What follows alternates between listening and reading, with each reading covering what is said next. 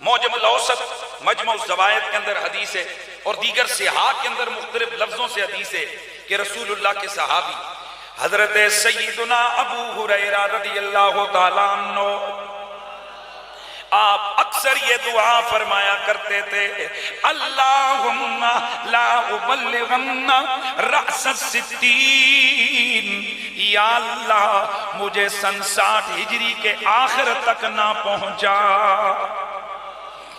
اور ایک اور حدیث ہے جس میں آپ فرماتے ہیں اعوذ باللہ من رأس الستین و امارت الصبیان، میں سن 60 ہجری کے آخر سے اور میں عقل کے کچوں کی حکومت سے پناہ مانگتا ہوں۔ یہ کون کہتا ہے؟ حضرت سیدنا ابو ہریرہ۔ مصنف ابن ابی شیبہ کی حدیث ہے، حضرت ابو ہریرہ رضی اللہ تعالیٰ عنہ کان یمشی فی السوق ویقول اللہم، آپ بازار میں چلتے تھے اور یہ دعا پڑھا کرتے تھے، یا اللہ مجھے سن 60 نہ دکھا اور نہ مجھے لونڈوں کی حکومت دکھا۔ اب توجہ ہے، اس کا مطلب یہ ہے کہ صحابہ پہلے سے جانتے ہیں حضور کے بتائے ہوئے علم کے ذریعے کہ کچھ سن 60 ہجری کے آخر میں، توجہ، سن 60 ہجری کے آخر میں کچھ ہونے والا ہے اور کچھ ایسا ہونے والا ہے کہ مصنف ابن ابی شیبہ کنز العمال مصنف عبد الرزاق کے اندر اس کی تھوڑی سی تفصیل حضرت ابو ہریرہ رضی اللہ تعالیٰ عنہ بیان فرماتے ہیں۔ آپ سے پوچھا گیا بابا آپ کیوں دعا مانگتے ہیں سن 60 ہجری کے آخر سے؟ تو آپ فرماتے ہیں ان قریب بربادی ہے کہ جب عقل کے کچوں کی حکومت ہوگی، اگر لوگ ان کی اطاعت کریں گے تو یہ ان کو جہنم میں داخل کروائیں گے، اور اگر ان کی مخالفت کریں گے تو وہ ان کی گردنوں کو کاٹیں گے۔ پتہ چلا کہ حضرت ابو ہریرہ رضی اللہ تعالیٰ عنہ پریشان ہیں کہ سن 60 ہجری کے آخر میں کوئی ایسی لونڈوں کی حکومت آنے والی ہے، کوئی ایسی لونڈوں کی حکومت آنے والی ہے کہ جو حکومت لوگوں کو جہنم میں داخل کرے گی اگر ان کی بات مانیں گے، اور اگر ان سے ٹکرائیں گے تو ان کے سروں کو اڑائیں گے۔ یہ اس قدر خطرناک فتنہ اور صورتحال آنے والی ہے کہ حضرت سیدنا ابو ہریرہ رضی اللہ تعالیٰ عنہ آپ دعا فرمایا کرتے ہیں۔ اب ذرا سنیے آپ کی یہ دعا کہاں تک پوری ہوئی۔ امام ابن حجر اسقلانی بہت بڑے محدث ہیں، آپ شارح بخاری ہیں، آپ فرماتے ہیں یشیر الی خلافت یزید بن معاویہ لأنه كان سنة 60 من الہجرہ واستجاب اللہ دعا ابی ہریرہ ومات قبلها بسنہ۔ فرماتے ہیں کہ اصل وجہ یہ تھی کہ سن 60 ہجری کے آخر میں یزید بن معاویہ کی حکومت آنے والی تھی، اور یہ ایسا اسلام کا، تاریخ اسلامی کا سیاہ ترین باب تھا۔ ابو ہریرہ اس کے لیے پناہ مانگتے تھے، یا اللہ وہ دن آنے سے پہلے مجھے دنیا سے اٹھا دے۔ اللہ نے ان کی دعا کو قبول کیا اور 1 سال پہلے ہی آپ دنیا سے تشریف لے گئے۔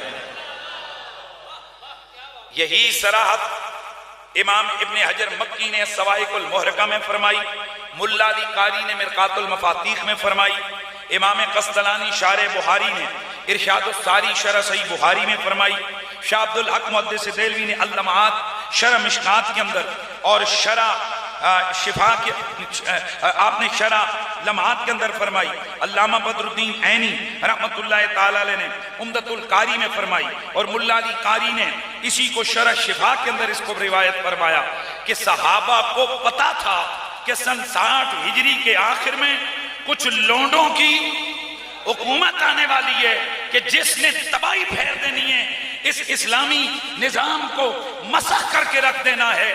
اور پھر ان کو پتا تھا کہ اس دور کے اندر بڑی بڑی شہادتیں ہونے والی ہیں، اس لیے صحابہ کرام پہلے سے اس فتنے سے بچنے کی دعائیں مانگتے تھے۔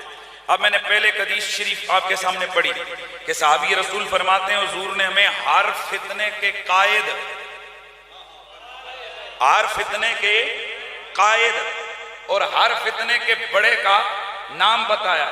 دیکھنا یہ ہے کہ اگر یہ سن 60 ہجری کے آخر میں کوئی ایک فتنہ آنے والا ہے تو اللہ کے رسول نے اس کے بارے میں بھی بتایا یا نہیں بتایا؟ تو آئیے حدیث مبارکہ سنیے، روایت سنیے۔ حضرت سیدنا ابو ذر غفاری رضی اللہ تعالی عنہ اس روایت کے راوی ہیں۔ مصنف ابن ابی شیبہ میں ہے، ابن عساکر نے اس کو روایت کیا تاریخ دمشق کے اندر، جامع الحدیث کے اندر ہے، اور مسند ابو یعلا کے اندر یہ روایت ہے، صحیح ابن خزیمہ کے اندر روایت ہے، اور البانی جیسا محدث کہتا ہے یہ حدیث حسن درجے کی ہے، یہ حدیث، یہ روایت حسن درجے کی ہے۔ وہ کیا ہے؟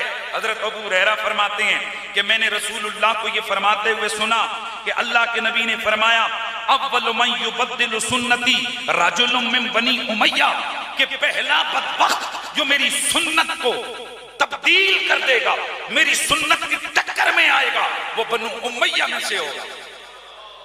قبیلے کا نام بتا دیا، قبیلہ کون سا ہے؟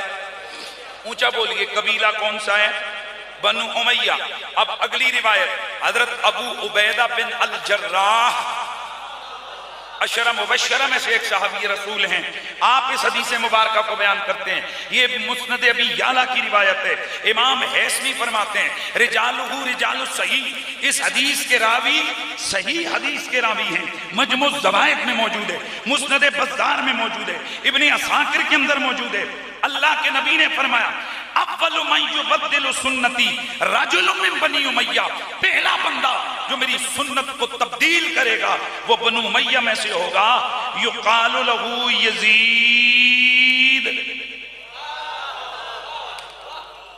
بلکہ جو پچھلے والے میں نے دیے اس کے ساتھ ذرا سنیے، حضرت ابو عبیدہ سے مروی جو ایک روایت ہے، فرمایا لا یزال امر امتی قائما بالقسط، میری امت کا معاملہ عدل و انصاف سے چلتا رہے گا، میری امت کی یہ سلسلہ حکومت عدل و انصاف سے چلتا رہے گا، حتی یکون اول من یسلمہ رجل من بنی امیہ یقال له یزید، یہاں تک کہ پہلا بندہ جو آئے گا جو اس سنت کے اوپر چھریاں چلائے گا، اس سنت کو بگاڑ دے گا، میرے شریعت و دین کا حلیہ بگاڑے گا، وہ بنو امیہ کا بندہ ہوگا، نام اس کا ہوگا۔ جس وقت سن 60 ہجری کے آخر میں حضرت معاویہ رضی اللہ تعالیٰ عنہ کا انتقال ہوا، اس کے بعد خلافت پر متمکن ہو گیا ان کا نالائق اور کمینہ اور پلید بیٹا یزید، علیہ ما یستحقہ، اللہ کی لاکھ لاکھ اور کروڑ کروڑ لعنتیں ہوں اس قاتل آل بیت پر۔ بڑی توجہ سے سننا ہے، یہ یزید تھا کون؟ حضرت معاویہ رضی اللہ تعالی عنہ نے شادی کی تھی 50 سال کی عمر سے آگے بڑھ کر، جب آپ حاکم تھے تو اس وقت وہاں شام اور یمن ایک بڑا عیسائیوں کا قبیلہ تھا جسے قبیلہ بنو کلب کہتے ہیں، اور اسی قبیلہ بنو کلب کے ایک صحابی بنے، یعنی مسلمان ہوئے، حضرت دہیہ کلبی رضی اللہ تعالی عنہ۔ تو وہ جو قبیلہ بنو کلب تھا وہ بڑا مؤثر قبیلہ تھا، حضرت معاویہ نے سیاسی حالات کو سلجھانے کے لیے، اس وقت حکمران اس قسم کی تدبیریں اختیار کرتے تھے کہ شادی کسی بڑے خاندان سے کر لی تاکہ نظام حکومت میں کوئی خلل نہ آئے، تو ان قبائل عرب عیسائی قبیلوں بالخصوص قبیلہ بنو کلب کی شرارتوں سے بچنے کے لیے حضرت معاویہ رضی اللہ تعالیٰ عنہ نے سیاسی طور پر شادی کر لی اس قبیلے کے سردار ابن بہدل کی بیٹی محسون کے ساتھ۔ توجہ ہے، یہ ابن بہدل کون ہے؟ عیسائی۔ وہ لڑکی کون ہے؟ لڑکی کی عمر ہے 20 سے کچھ اوپر، جناب حضرت معاویہ رضی اللہ تعالیٰ عنہ کی عمر ہے 50۔ شادی ہو گئی، یہ لڑکی دمشق میں آ گئی، ظاہر ہے وہاں پر دمشق کا ایک شاہانہ سلسلہ اور حضرت معاویہ کے دربار کا ویسے بھی ایک شاہانہ انداز تو مشہور ہے۔ حضرت معاویہ کے دربار کی وہ عالی شان انداز، اس بدوی عورت، وہ جو بدوی قبیلے سے تعلق رکھتی تھی اور غالباً دل میں کوئی اور بسایا ہوا تھا، اس لیے اس کا گزارا اس حکمرانی کے محل میں، شاہی محل کے اندر، حضرت معاویہ کے محل کے اندر اس کا گزارا نہ ہوا، چنانچہ وہ دل تنگ کرنے لگی اور اکثر فراق اور جدائی میں اپنے علاقے کو یاد کرتی اور کبھی کبھی اپنے چچا کے بیٹوں کو یاد کرتی، یوں ہی وہ اشعار پڑھا کرتی۔ ایک دل اس نے ایسے اشعار پڑھے کہ جن اشعار کے اندر جناب حضرت معاویہ کی بے ادبی کا عنصر نمایاں تھا، جس میں وہ اپنے قبیلے والوں کو یاد کرتے ہوئے حضرت معاویہ کی بے ادبی کر بیٹھی۔ اس نے وہ اشعار پڑھے جو تاریخ کے اوراق میں مرقوم ہیں، ایک دو نہیں درجنوں کتابوں میں وہ اشعار موجود ہیں۔ چونکہ میرا مقصود نہیں ورنہ میں وہ سارے اشعار پڑھتا، چونکہ ان میں ایک بے ادبی اور توہین کا پہلو ہے، لہذا میں اتنا ہی بتاتا ہوں کہ اس نے بے ادبی کے اشعار پڑھے، حضرت معاویہ نے ان اشعار کو خود سنا، پھر اس کے بعد ان کی لونڈی نے بھی انہیں خبر دی کہ یہ جو محسون ہے یہ روز رات کو چاند کو دیکھ دیکھ کے اشعار پڑھتی ہے، جس کے اندر آپ کے خلاف اشعار ہوتے ہیں، اور اپنے قبیلے کے ماحول کو، کبھی ان کٹیوں کو، کبھی اپنے قبیلے کے ان صحراؤں کو یاد کرتی ہے۔ حضرت معاویہ نے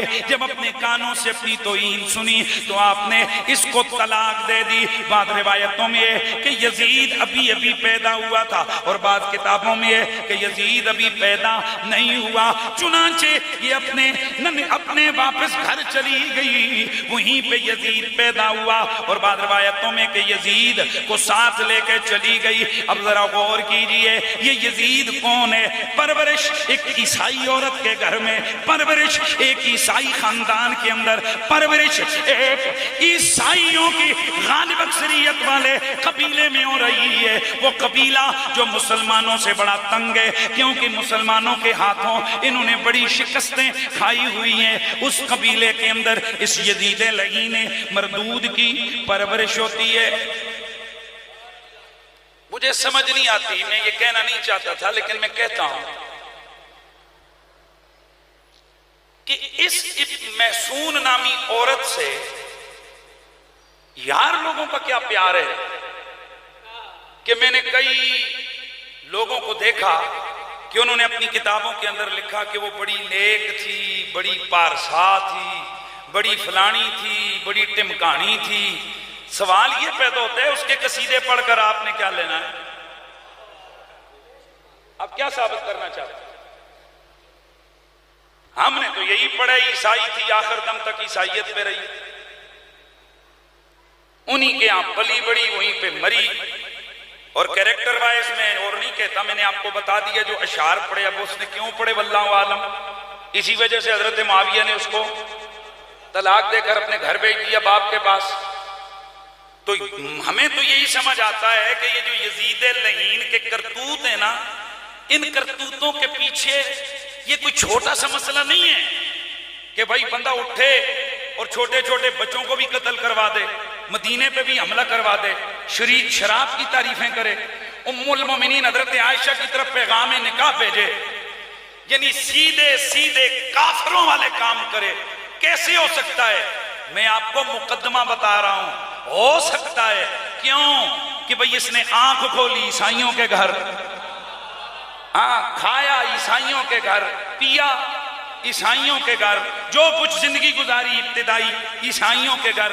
آپ کو پتہ ہے کہ کچے دماغ کے اندر جو لکھ دو، جو ڈال دو، وہی بیٹھ جاتا ہے۔ تو ان لعینوں نے یقیناً اس پلید کے ذہن میں یہ ڈالا ہوگا کہ تمہارے بڑوں کو محمد عربی کے خاندان میں حضرت علی نے قتل کیا ہے۔ یار انہوں نے ڈالا ہوا تو تھا کہ جب یہ لعین مردود جس وقت یہ معاذ اللہ کربلا کا واقعہ پیش آیا تو اس نے شراب کے نشے میں مست ہو کر اشعار پڑھے، جس میں اس نے کہا تھا کہ آج اگر میرے وہ بدر کے مقتولین زندہ ہوتے تو وہ آج دیکھتے کہ میں نے محمد کی آل سے چن چن کے کیسے بدلہ لیا ہے۔ سارے استغفر اللہ پڑھو۔ تو یہ مقدمہ بیان کرنا بڑا ضروری ہے، چونکہ آگے چل کر بہت ساری چیزیں ہمارے سامنے بڑی واضح ہونی ہیں۔ تو یہ ہے یزید، سمجھ آ رہی ہے یزید کون ہے؟ اچھا ظاہر ہے بیٹا تھا حضرت معاویہ کا، واپس آیا، ماں شاعرہ تھی، اس کو بھی شعر بڑے اچھے آتے تھے. کس کو بولو؟ اچھا کئی لوگوں کو اور کچھ نہیں ملا تو جن شعراء نے اس کی زندگی کے حالات میں لکھا کہ بڑے اچھے شعر کہتا تھا، وہ کہتے ہیں جی بہت اچھا شاعر اور ادیب تھا. اور بات سنو، ادیب اور شاعر ہونے سے بدماشی نہ خنہ ہونے کا کیا تعلق ہے؟ میری بات سمجھ آئی؟ یعنی وہ کہتے ہیں جی فلانے امام نے لکھا کہ یہ بڑا اچھا شاعر تھا اور بڑا ادیب تھا. بھئی ادیب کا مطلب ہے وہ دیہات، عرب کے دیہات میں رہا، اس کی زبان بڑی اچھی تھی، اچھے شعر پڑھتا تھا. اور اگلی بات نہیں بتائیں گے یہ مردود آپ کو، اس کی ساری شاعری اللہ کی توحید میں نہیں ہے، حضور کی رسالت کی شان میں نہیں ہے، صحابہ اور اہل بیت کی عظمت، قرآن کی حقانیت یا اسلامی شاعر کی عزت پر نہیں ہے. اس کی ساری شاعری شراب کی تعریف میں ہے.